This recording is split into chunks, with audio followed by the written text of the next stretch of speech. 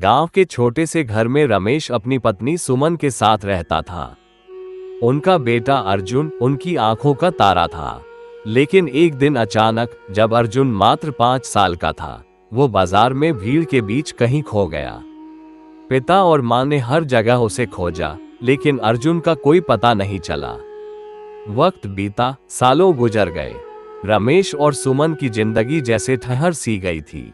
बेटे की याद में रमेश अक्सर उदास रहता, लेकिन अपने दर्द को दिल में दबाकर रोज मजदूरी करता ताकि घर का खर्च चल सके। 20 साल बाद रमेश अब बूढ़ा हो चला था। एक दिन वो बाजार में सब्जी खरीदने गया। वहां उसने एक नौजवान को देखा जो सड़क किनारे चाय की दुकान चला रहा था।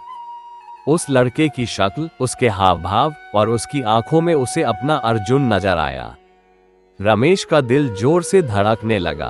उसने पास जाकर पूछा, बेटा तुम्हारा नाम क्या है? लड़के ने कहा, मेरा नाम अर्जुन है। मैं अनाथ हूँ, बचपन से ही यही काम करता हूँ। रमेश की आंखों में आंसू भर आए। उसने और बातें पूछी और धीरे धीरे उसे यकीन हो गया कि यही उसका खोया हुआ बेटा है। उसने लड़के से पूछा, तुम्हें अपने बचपन की कोई बात याद है? अर्जुन ने बताया, मुझे कुछ धुंधला सा याद है कि मैं एक मेला में खो गया था और फिर कुछ लोग मुझे यहाँ ले आए। रमेश ने उसे गले से लगा लिया और रोते हुए कहा, तुम मेरे बेटे हो अर्जुन, मैं तुम्हारा पिता हूँ। लड़के को पहले तो विश्वास नहीं हुआ, लेकिन जब रमेश ने उसे उसके बचपन की कुछ बातें बताई तो अर्जुन भी भावुक हो गया। रमेश अर्जुन को घर ले गया। सुमन ने जब अपने बेटे को देखा तो उसकी आंखों में खुशी और आंसुओं का सैलाब उमड़ पड़ा। पूरा घर फिर से खुशियों से भर गया। वर्षों का दर्द उस एक पल में जैसे मिट गया।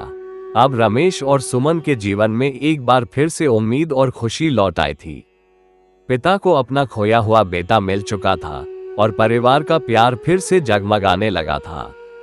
दोस्तों, ये कहानी सिर्फ एक कल्पना है। असली घटने से इसका कोई संबंध नहीं है, ना ही किसी व्यक्ति से इसका कोई संबंध है। ये कहानी हमें बाप और बेटे के प्यार को दिखाती है। एक माँ बाप अपनी संतान से कितना प्यार करते हैं। इसलिए दोस्तों, अपने माँ बाप का कभी भी दिल मत दुखाना और वीडियो को लाइक करें, शेयर करें और चैनल को सब्सक्राइब करें।